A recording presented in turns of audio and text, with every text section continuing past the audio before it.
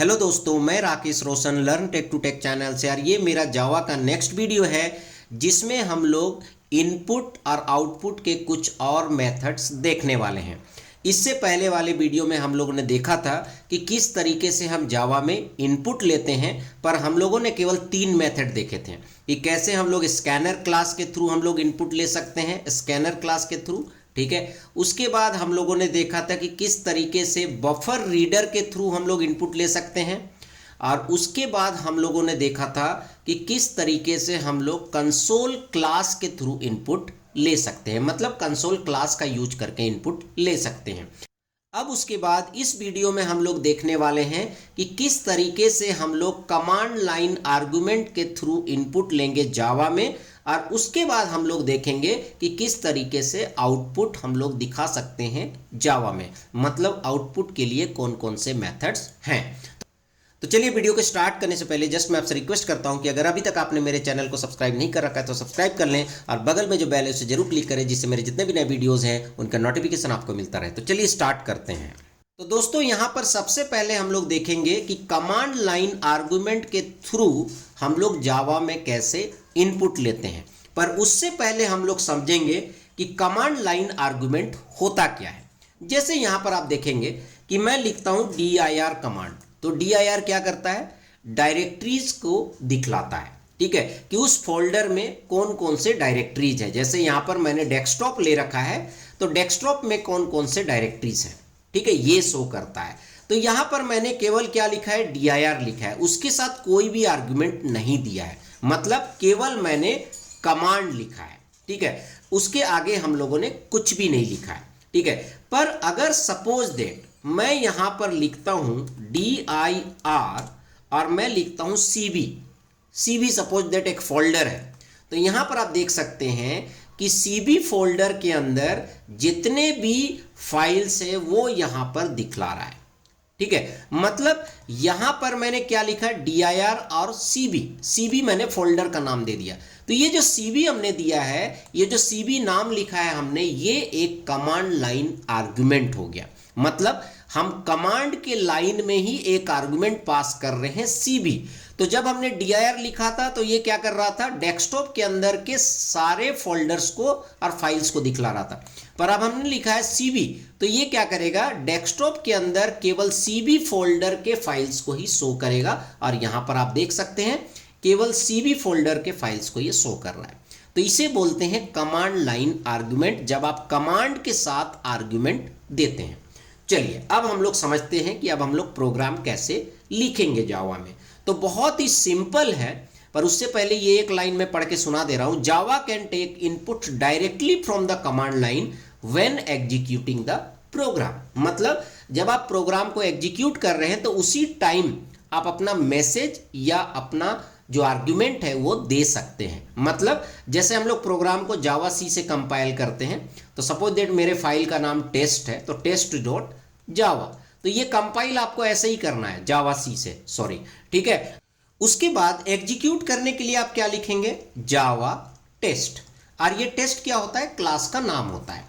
उसके बाद अगर आप कोई भी आर्ग्यूमेंट देते हैं abc 1 2 3, तो ये आपका क्या कहलाता है, कमांड लाइन आर्ग्यूमेंट। तो abc आपका फर्स्ट आर्ग्यूमेंट हो गया, 1 2 3 आपका सेकंड आर्ग्यूमेंट हो गया, क्योंकि जावा और क्लास का नेम तो आपको लिखना ही है एग्जीक्यूट करने के लिए। ठीक है, अब चलिए हम प्रोग्राम पे आते हैं। जैसे आपने यहां पर पहले क्लास डिक्लेयर किया, कोई प्रॉब्लम नहीं है, हर एक जावा प्रोग्राम के लिए आपको क्लास जो है डिक्लेयर करना पड़ता है। पब्लिक स्टैटिक वॉइड मेन, अब यहां पर देखते हैं इसके अंदर स्ट्रिंग और args लिखा हुआ है, इसी को बोलते हैं आर्ग्यूमेंट स्ट्रिंग। मतलब जो भी आप यहां पर आर्ग्यूमेंट दे रहे हैं वो सारा का सारा आर्ग्यूमेंट स्ट्रिंग में जाके स्टोर हो रहा है। ठीक है, कॉपी हो रहा है। इसका मतलब यहां पर अगर आप args 0 लिखते हैं तो ये abc प्रिंट करेगा, अगर आप args 1 लिखते हैं तो ये 1 2 3 प्रिंट करेगा। ठीक है, तो इस तरह से आप आर्ग्यूमेंट के वैल्यूज को ले सकते हैं। ठीक है, तो यहां पर आप देख सकते हैं लिखा हुआ है अगर आर्ग्यूमेंट का लेंथ ग्रेटर देन 0 है तो यहां पर फर्स्ट आर्ग्यूमेंट हम प्रिंट कर रहे हैं। अगर आर्ग्यूमेंट का लेंथ ग्रेटर देन 0 नहीं है, मतलब 0 है, तो उस केस में यहां पर आ जाएगा नो आर्ग्यूमेंट प्रोवाइडेड। ठीक है। तो इस तरीके से जो है आप प्रोग्राम लिख सकते हैं। तो चलिए इसको हम लोग एग्जीक्यूट करके भी देखेंगे। तो उससे पहले इन सब को हम डिलीट कर देते हैं, ठीक है। और उसके बाद हम नोटपैड में आते हैं। तो नोटपैड में आप देख सकते हैं मैंने ऑलरेडी प्रोग्राम लिखा हुआ है और यहाँ पर ARGS है और यहाँ पर हम प्रिंट कर रहे हैं ARGS 0। तो इसको हम सेव करते हैं। ये हमारा कमांड लाइन एग्जाम्पल जो है ये हमारा क्लास का नाम है। तो हम लिखेंगे javac command line example dot java. तो यहाँ पर ये हमारा कंपाइल हो गया।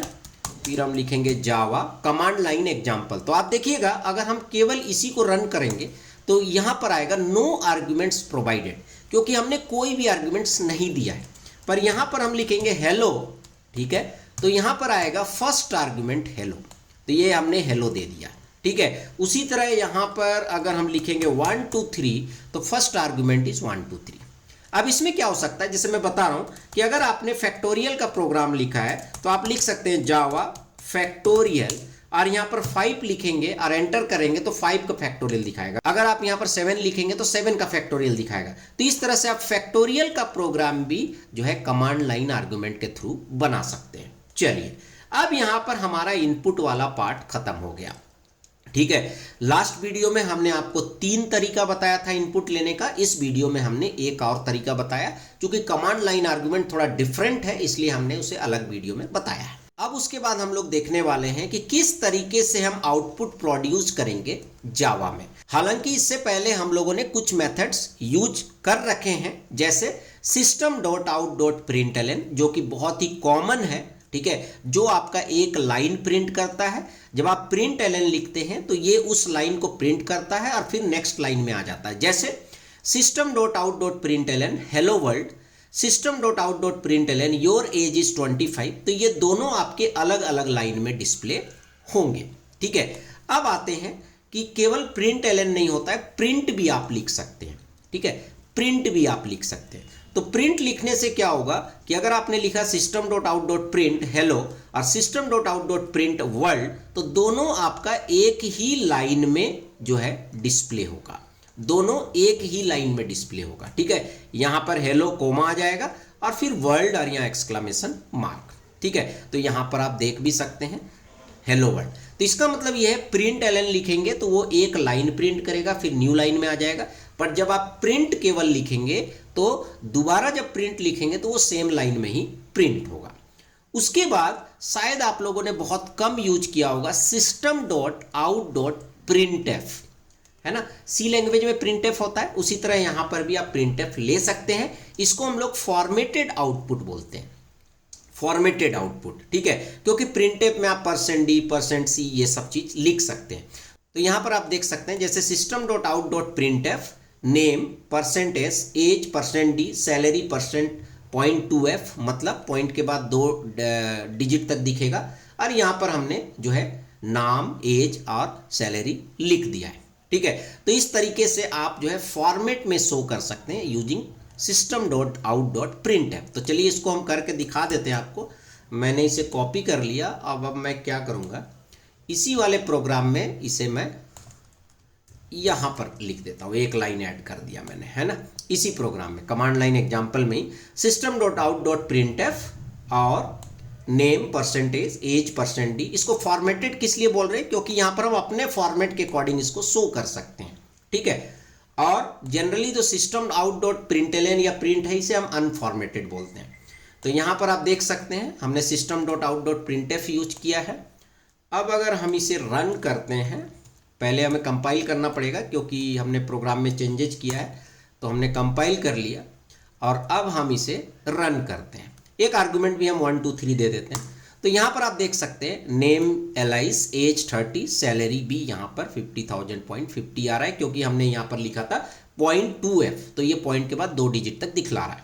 तो आप देख सकते हैं कि हम printf को भी जावा में यूज कर सकते हैं, ठीक है। तो ये हमको लगता है कि ये थोड़ा नया होगा आपके लिए, क्योंकि जनरली लोग जावा में printf यूज नहीं करते हैं।